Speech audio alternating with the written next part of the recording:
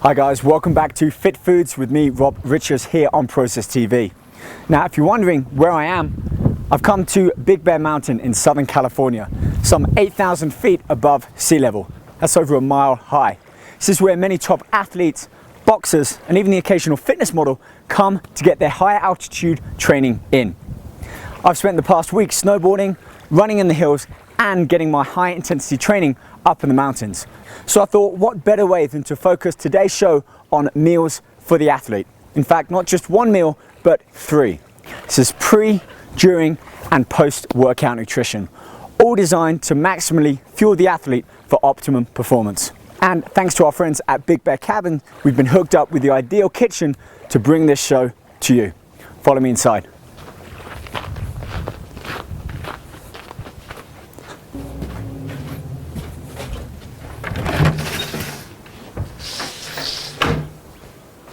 Now, seeing as though we're up in the mountains and away from the usual kitchen back in LA, I'm going to add a slight twist to the show, and that's start off with all the ingredients out in front and pretty much mix and match them according to the meals that we're going to make.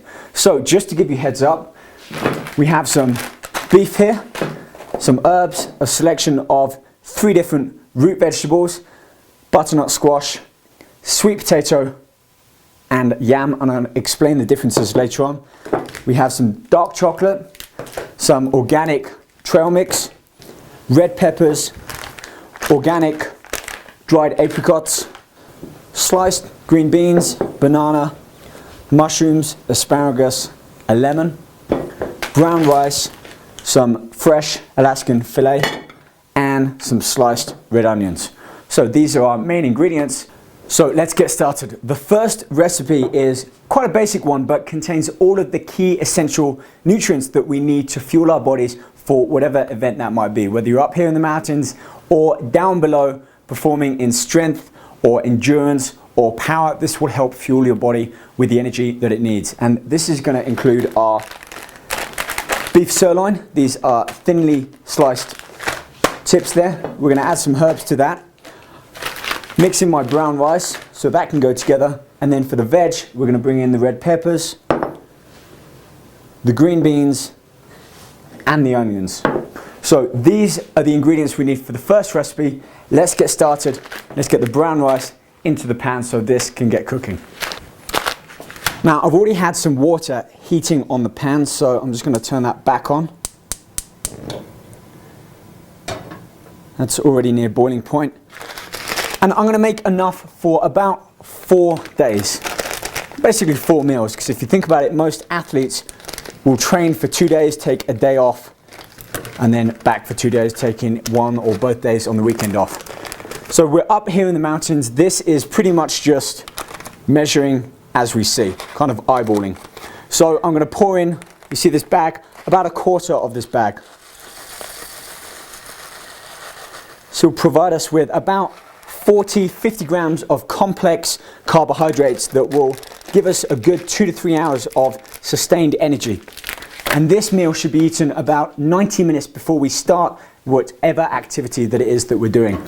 So I'm going to add a little bit of salt in there, just normal table salt there, and leave that in an open pan. As soon as it starts to boil, I'm going to turn that heat right down to a low heat and let it simmer for about 20-30 minutes. I still want it quite hard, depending how soft or hard you like the rice. But while that's getting started, let's move on to the beef. Now, I always say whenever it comes to meat, fish, poultry, buy fresh. So I picked this up from the local meat market. Open it up here. Altogether, these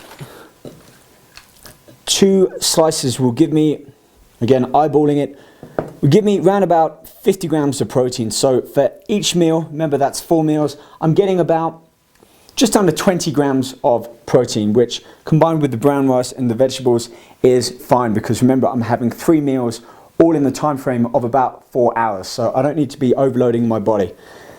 What I'll do is spread these out. And then I've got a selection of herbs here, and different spices. Again, you've seen us back in the kitchen, we have everything already lined up, but traveling in the mountains, we don't have that luxury. This means we can keep it quick and simple. Okay, first let's put some rosemary on. Meats I like to think of as quite a personal touch, so whatever spices, whatever herbs you like. This is some oregano. I'm going to mix everything up, and finally let's put some thyme leaves on. Right, before we get that in the pan, I actually have some herbs here. You can see how fresh they are. They even have the roots in. I'm going to use these to add a bit of flavor onto our steak. I'm not actually going to eat these, just going to rub them into the meat. Ideally, if you're marinating a meat, you should let it kind of savor in that marinade overnight. So if I was preparing ahead of time, I'd prepare all of the meat, same with the fish, and then put this into a Ziploc bag and keep it in the fridge overnight until it's ready. Right, let's get this over to the pan. The meat's nice big stainless steel frying pan here, really gets some high heats up. Again, I like to barbecue my meats, but pretty cold outside and I want to keep everything in the kitchen. So a medium flame there. This stuff works great. It's basically oil in a can, spray, low-cal spray. Much better than using a non-stick butter. Wait until the pan gets pretty hot so we start to see some steam rising up. While that's happening, as I said, the water's already been pre-boiled, so I'm going to turn that down to a simmer and keep an eye on the rice. So move the pan, spray in. Now our meats won't get stuck. Let's pull the sleeves up for this one. So I'm going to give the meats a bit of a mash up, rub them all together. This is how quick we can get it done. These are thin, so they're going to cook quickly. So I'm going to lay it down, covering as much of that pan surface area as I can. All of those herbs and spices mixed in. Now basically flash frying this. I like to eat my meat kind of a medium rare. So at this temperature, this is about 2/3 of the way from being completely turned up to max. I'm going to cook the meats for about 4 to 5 minutes on each side, flip them over and brown it out for a further 2 or 3 minutes. I mean, this really isn't going to take long to cook. Look how thin that meat, and it's already starting to brown on that one side. So let's leave that to cook and move on to our veg. So on with our veg, we're going to take the red peppers, we're going to add the green beans, we're going to take the onions over to the stove.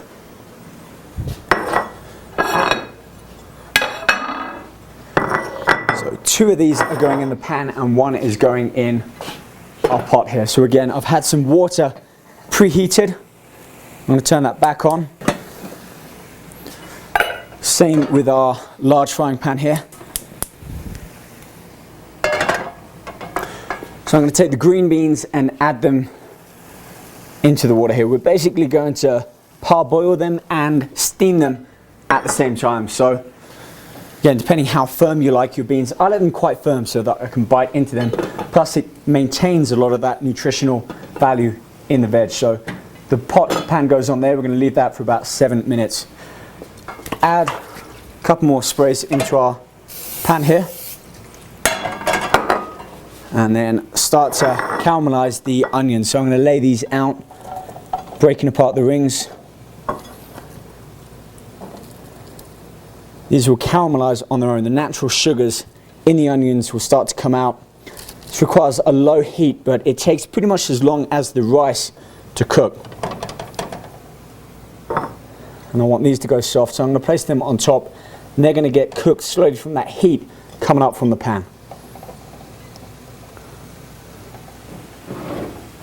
Meat's been cooking for about 3 minutes now, and you can see that blood starting to come up. So I want to keep all of that flavor in the meat. I'm just going to turn it over. Now, one thing you must never do when cooking meat is to push down on it. It pushes all of the juices out and you lose that lovely tenderness that you get with the meat. All the spices and herbs are coming off from that. Now, while that's browning off, I'm just going to add a tiny bit of seasoning. This is about 1/4 teaspoon. and about the same for some black pepper, just to enhance the flavor, the natural flavor that we get from this beef. Okay,